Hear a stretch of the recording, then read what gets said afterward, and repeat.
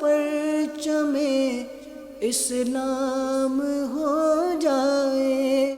الحمدللہ رب العالمین والصلاة والسلام علی خاتم النبیین، اما بعد فاعوذ باللہ من الشیطان الرجیم، بسم اللہ الرحمن الرحیم۔ والصلاة والسلام علیک یا رسول اللہ وعلی آلک واصحابک یا حبیب اللہ، والصلاة والسلام علیک یا نبی اللہ وعلی آلک واصحابک یا نور اللہ۔ مدنی چینل کے ناظرین، پروگرام قرآنی صورتوں کا تعارف، اس میں آپ کو خوش آمدید کہتے ہیں۔ اللہ رب العالمین ہم سب کو قرآن مجید فرقان حمید پڑھنے، سمجھنے اور اس کی تعلیمات پر عمل پیرا ہونے کی توفیق عطا فرمائے۔ ہمارے پیارے رسول صلی اللہ علیہ وآلہ وسلم کا فرمان عظمت عالی شان ہے کہ جو شخص ایک دن میں مجھ پر 1000 مرتبہ درود بھیجتا ہے، وہ اس وقت تک مرے گا نہیں جب تک جنت میں اپنا ٹھکانہ مقام نہ دیکھ لے۔ سبحان اللہ، یومیہ 1000 مرتبہ درود پاک پیش کرنے والے کو اللہ یہ انعام عطا فرمائے گا۔ اور پھر بالخصوص بات کریں جمعرات کی، شب جمعہ کی، روز جمعہ کی، تو کثرت سے درود و سلام ان ایام اور ان گھڑیوں میں اور کثرت سے درود و سلام پڑھنا چاہیے۔ اللہ رب العالمین ہمیں عمل کی توفیق دے۔ صلو علی الحبیب صلی اللہ تعالی علی محمد صلی اللہ علیہ وآلہ وسلم۔ ناظرین اکرام، اس پروگرام میں باقاعدہ قرآنی صورتوں کا تعارف پیش کیا جاتا ہے، اور آج جس سورہ مبارکہ کا تعارف پیش کرنا ہے، 30ویں پارے کی مشہور معروف سورۃ البینہ۔ یوں کہہ لیں کہ قرآن مجید فرقان حمید کی جو آخری صورتیں ہیں 30ویں پارے کی، تو اختصار والی صورتیں، مختصر جو صورتیں شروع ہوتی ہیں، ان میں لاسٹ یہ صورت ہے کہ جو اپنی آیات یا کلمات، الفاظ کے اعتبار سے بڑی صورت شمار ہو۔ سورہ بینہ، یہ ترتیب نزول کے اعتبار سے دیکھیں تو اس کا نمبر 100 ہے، 100، اور ترتیب مصحف، ترتیب تلاوت، اس اعتبار سے دیکھیں تو 98 پر، 98 پر یہ نمبر ہے۔ اور اس کے بعد قرآن پاک کی 16 صورتیں مزید، جو بقیہ 16 صورتیں ہیں۔ ایک صورت کی ترتیب وہ ہوتی ہے کہ جو قرآن میں نازل ہوا، اور ایک وہ جو ترتیب مصحف۔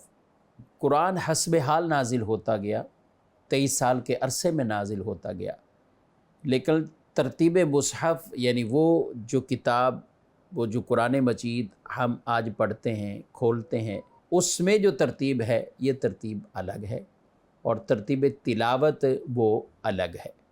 اس لیے ہمیں یہ 2 طرح کی ڈیٹیل تفصیل صورتوں کی ابتدا میں مل جاتی ہے۔ اس سورہ مبارکہ میں کل جو آیات مبارکہ ہیں وہ 8 ہیں، ایک رکوع ہے، 30ویں پارے میں ہے۔ سورہ بینہ کا مقام نزول کہاں نازل ہوئی؟ جمہور مفسرین کی رائے اور ان کے قول کے مطابق یہ صورت مدنیہ صورت ہے، یعنی قرآن کی کچھ صورت مکیہ، کچھ مدنیہ۔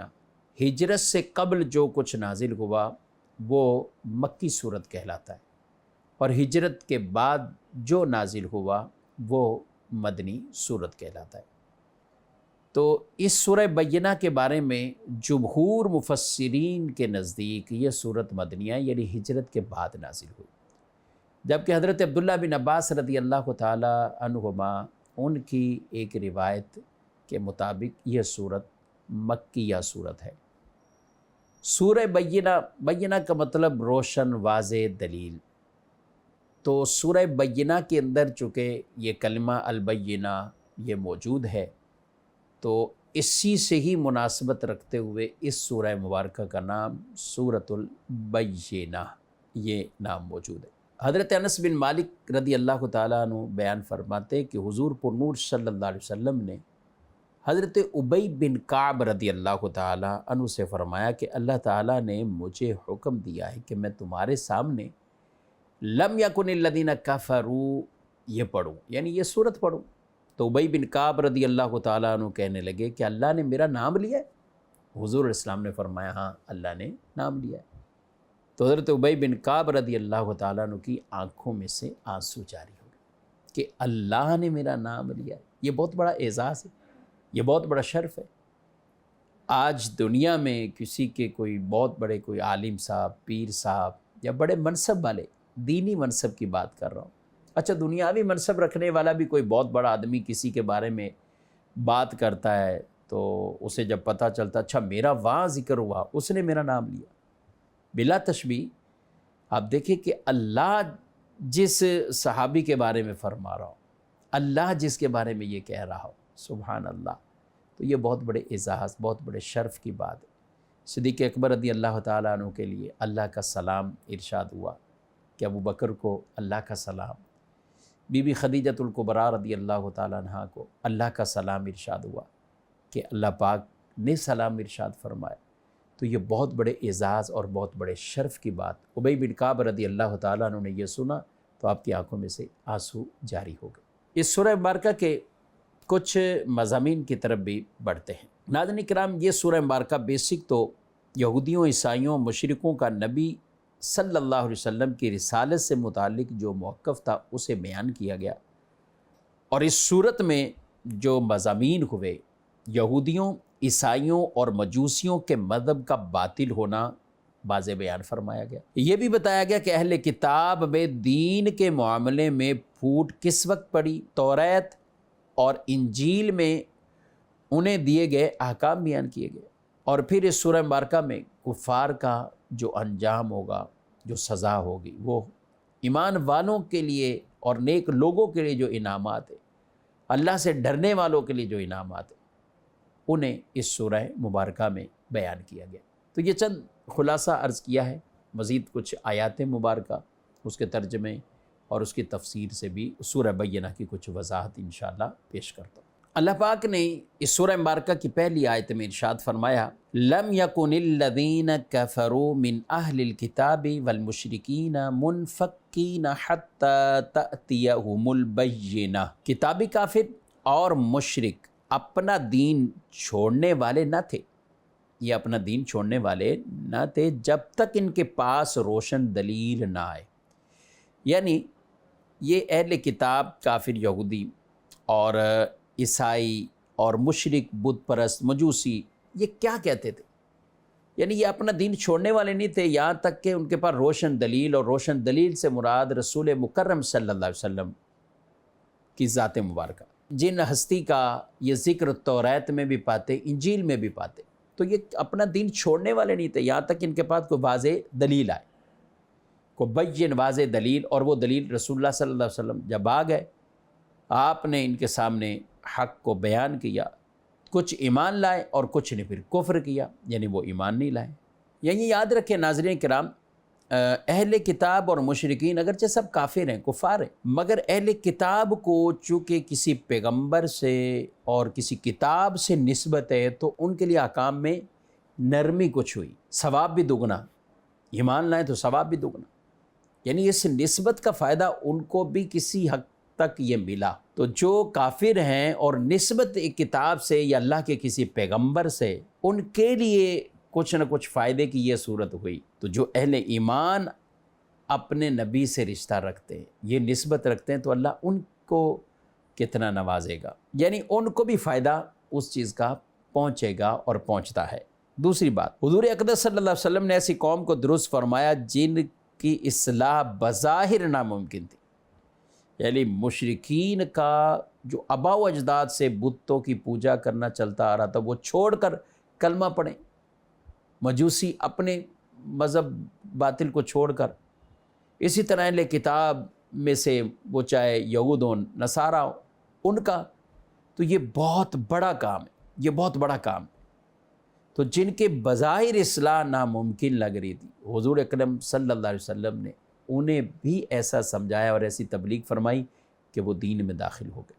تو اللہ پاک نے فرمایا کہ حتی تأتیہم البینہ، یہاں تک کہ ان کے پاس بینہ، واضح روشن دلیل آ جائے۔ رسول من اللہ یتلو صحفا مطہرہ فیہا کتب قیمہ، یعنی اللہ کا رسول جو پاک صحیفوں کی تلاوت فرماتا ہے، ان صحیفوں میں سیدھی باتیں لکھی ہوئی ہیں، یعنی وہ روشن دلیل، یعنی اللہ کے رسول صلی اللہ علیہ وسلم جو کہ سب صحیفوں کے مضامین کی جامع کتاب قرآن پاک کی تلاوت کرتے ہیں، جامع کتاب قرآن پاک کی تلاوت۔ اور یہ یاد رکھیں قرآن مجید ہر طرح سے پاک کہ پاک جگہ سے، پاک فرشتوں کے ذریعے، پاک نبی صلی اللہ علیہ وسلم پر آیا، اور ہمیشہ پاک زبانوں، پاک سینوں، پاک ہاتھوں میں رہے گا، ہر طرح کی ملاوٹ، رد و بدل سے محفوظ رہے گا۔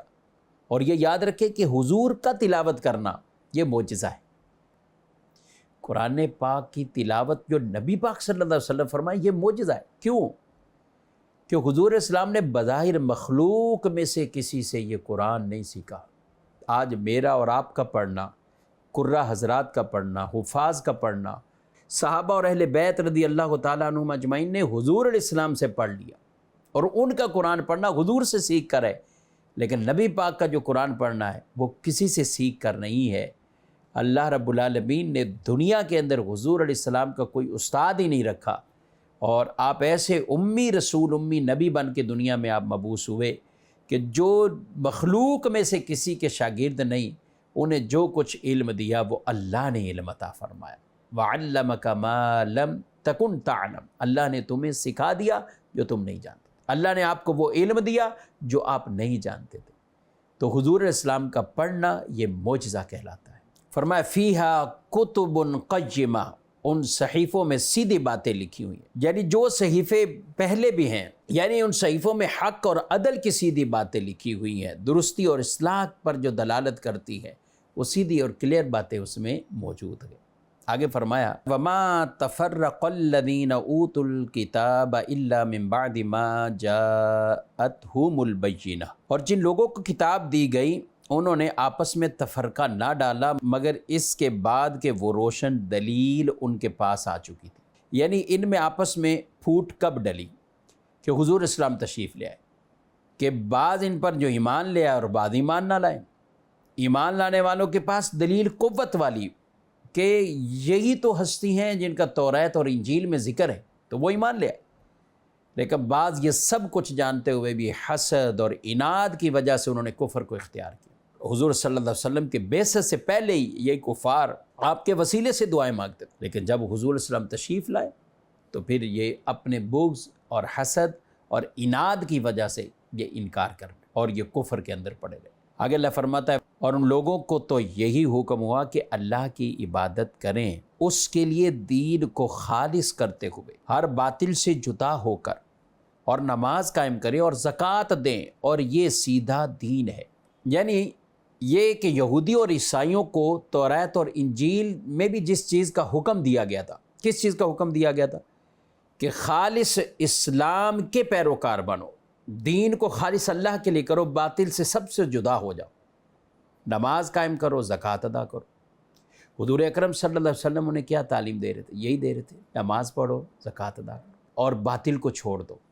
وہ چاہے مشرک تھے اور یا اہل کتاب میں سے جو اسلام کے علاوہ کسی اور طرف پھر رہے ہیں اور اسلام کی تعلیم کو ہی چھوڑ رہے ہیں، یعنی جو انہیں حکم دیا گیا تھا توریت اور انجیل میں کہ اللہ کی عبادت کرو، اسی کے لیے مخلص ہو جاؤ، اور اسلام کے لیے ایسے مخلص ہو جاؤ کہ باطل کو چھوڑ دو، نماز قائم کرنا، زکوٰۃ دینا۔ حنفاء یہاں پہ فرمایا گیا، حنفاء جس کا مطلب ہے کہ مائل ہوتے ہوئے، یعنی تمام ادیان اور مذاہب سے انحراف کرتے ہوئے دین اسلام کی طرف مائل ہوتے ہوئے، بقیہ سب سے انحراف، دین اسلام کی طرف آؤ۔ ایک اور آیت مبارکہ میں اور پھر ہم نے آپ کی طرف یہ وحی کی کہ آپ ابراہیم حنیف کی ملت کی پیروی کریں، اور وہ مشرکین میں سے نہ تھے۔ یعنی یہاں لوگوں کو یہ کہا کہ تمہارے مزاج کے اندر ہی کسی کے پیچھے چلنا ہے، تقلید کرنی ہے تو ابراہیم علیہ السلام کے کرو جو ہر باطل سے جدا تھے، انحراف کیے ہوئے تھے۔ تو یہاں ناظرین اکرام اس آیت میں ایک اور بھی یہ ہمیں حکم ملتا ہے، خالص ہو جاؤ اللہ کے لیے، دین کے لیے خالص ہو جاؤ، مخلص ہو جاؤ۔ اور اخلاص یہ ہے کہ ہمارے اس عمل سے جو بھی یہ نیکی کا کام ہے، کسی کی خوشنودی حاصل کرنا نہیں، رب کی خوشنودی حاصل کرنا ہے۔ اس لیے ایک حدیث میں فرمایا بے شک اللہ تمہاری شکلوں اور تمہارے مالوں کی طرف نہیں دیکھتا، اللہ تمہارے دلوں اور تمہارے اعمال کی طرف دیکھتا ہے۔ اخلاص کا عبادات میں بہت اہم کردار ہے۔ عبادت کی ریاکاری میں ہوئی، عبادت بھی ضائع، ثواب بھی، بلکہ ریاکاری کا گناہ مل گیا۔ صدقہ کریں، نماز پڑھیں، کچھ بھی محض اللہ کی رضا کے لیے ہو اور اللہ کے لیے ہی وہ خالص ہو تو یہ ثواب کا کام ہے۔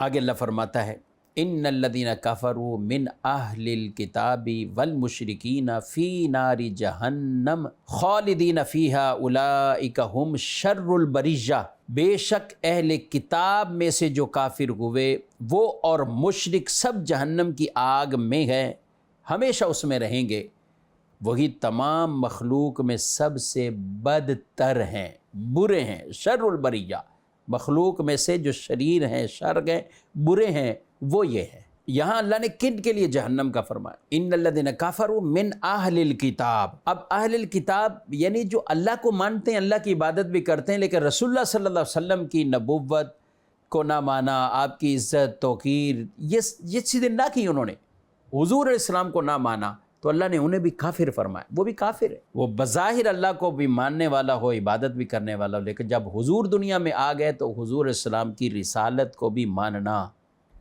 یہ ضروری۔ اب حضور علیہ السلام کی اتباع، اس لیے میرے نبی علیہ السلام نے فرمایا نا کہ اگر موسیٰ بھی اس دور میں ہوتے تو میری اتباع کے علاوہ، میری اطاعت کے علاوہ کوئی چارہ نہ ہوتا، یعنی وہ میری بھی اتباع میں آ جاتے۔ تو اللہ کو پسند ہی یہی ہے اور حکم بھی یہی ہے، قل ان کنتم تحبون اللہ فاتبعونی یحببکم اللہ، اگر تم اللہ سے محبت کرتے ہو تو پھر میری اتباع کرو۔ جب حضور کی اتباع کریں گے تو کیا ہوگا؟ یحببکم اللہ، اللہ تم سے محبت کرے گا۔ تو اللہ نے یہاں ان کی سزا بیان کی کہ کفار اور مشرکین، سزا کے اعتبار سے وہ سب کفار ہی ہے۔ اب اللہ انہیں انعام کیا عطا فرما رہا ہے، آگے یہ آیت مبارکہ فرمایا جزاؤہم عند ربہم جنات عدن تجری من تحتها الانہار خالدین فیہا ابدا رضی اللہ عنہم ورضوا عنہ ذالک لمن خشی ربہ۔ ان کا صلہ ان کے رب کے پاس بسنے کے باغات ہیں جن کے نیچے نہریں بہتی ہیں، ان میں ہمیشہ رہیں گے، اللہ ان سے راضی ہوا اور وہ اس سے راضی ہوئے، یہ صلہ اس کے لیے ہے جو اپنے رب سے ڈرے۔ سبحان اللہ۔ اب یہ اللہ انعام انہیں عطا فرما رہا ہے مومنین صالحین کو، یعنی ایمان والے اور نیک عمل کیے۔ یاد رکھیں ان کی جزا وہ جنت ہے اور پھر ہمیشہ اس میں رہیں گے، خالدین فیہا ابدا، ہمیشہ اس میں رہیں گے۔ آگے فرمایا رضی اللہ عنہم ورضوا عنہ، وہ اللہ سے راضی، اللہ ان سے راضی۔ انہوں نے اللہ کو خوش کر دیا، راضی کر دیا، اللہ نے انعامات دے کر ان کو راضی کر دیا۔ ملے گا کہ نہیں؟ ذالک لمن خشی ربہ، یہ اس کے لیے جو اللہ سے ڈرا، اپنے رب سے جو ڈرا اس کے لیے یہ انعام۔ اچھا، جو اللہ سے ڈرے گا ظاہر ہے وہ اللہ کی اطاعت بھی کرے گا، فرما برداری والے کام بھی کرے گا، گناہوں سے بچے گا، نافرمانی سے اپنے آپ کو بچائے گا، تو جنت اللہ ان کے اس اعمال کی بدولت انہیں عطا فرمائے گا۔ اچھا، بعض آیات میں جنت کا ملنا فضل سے ہی ہوگا، اور حدیث طیبہ میں بھی اس طرح کے تذکرے ہیں۔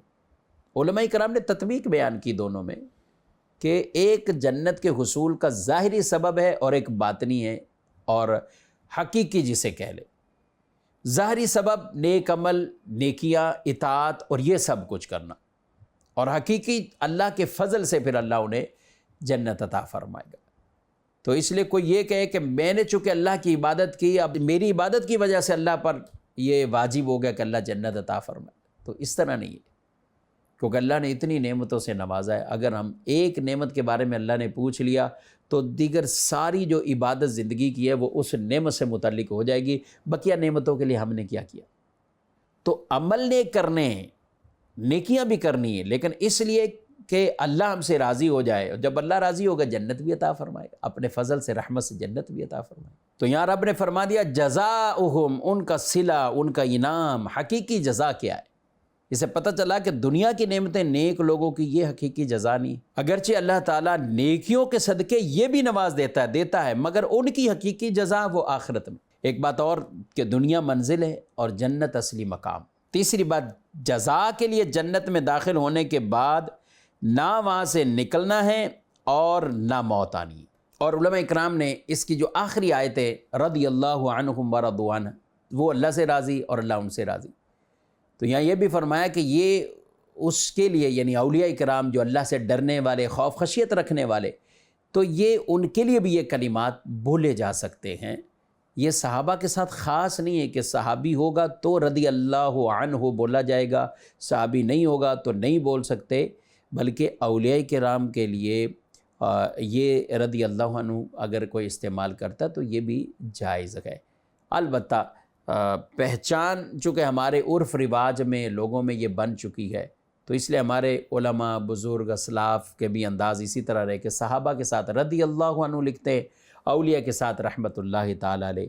ہمارے امیر اہل سنت دامت برکاتہم العالیہ مدنی مذاکروں میں بھی اسی چیز کا التزام فرماتے ہیں کہ صحابی کا ذکر ہوتا ہے تو رضی اللہ تعالیٰ عنہ کہتے ہیں، اور اگر تابعین کا ذکر ہو تو رحمت اللہ علیہ کہتے ہیں، تاکہ یہ فرق کہ یہ صحابی ہیں یہ تابعی ہیں۔